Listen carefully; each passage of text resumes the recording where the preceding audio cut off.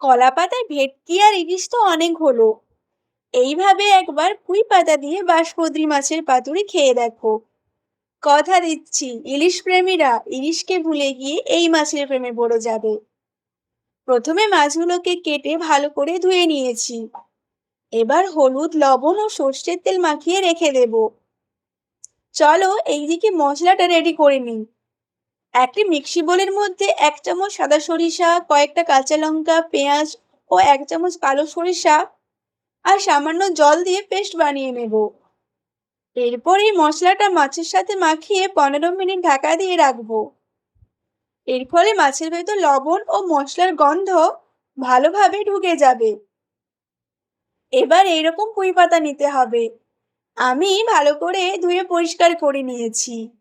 এর মধ্যে একটা একটা করে মাছ দিয়ে খুব ভালো করে মুড়ে সুতো দিয়ে বেঁধে দিতে হবে।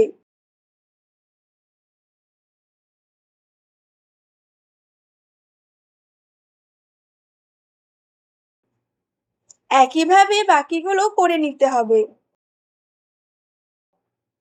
এইবার কড়াইতে সর্ষের তেল দিয়ে ঢাকা রেখে 15 থেকে 20 মিনিট ভাপিয়ে নেব। মাঝে একবার ঢাকা খুলে উল্টে দিতে হবে।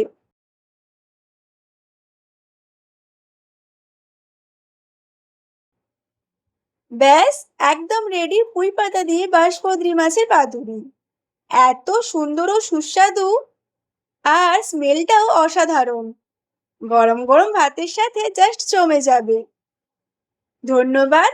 রেসিপিটি ভালো লাগলে কমেন্ট করে অবশ্যই জানাবে। আর নতুন নতুন রেসিপি দেখতে পেজটি ফলো করতে একদম ভুলবে না। রাধে রাধে।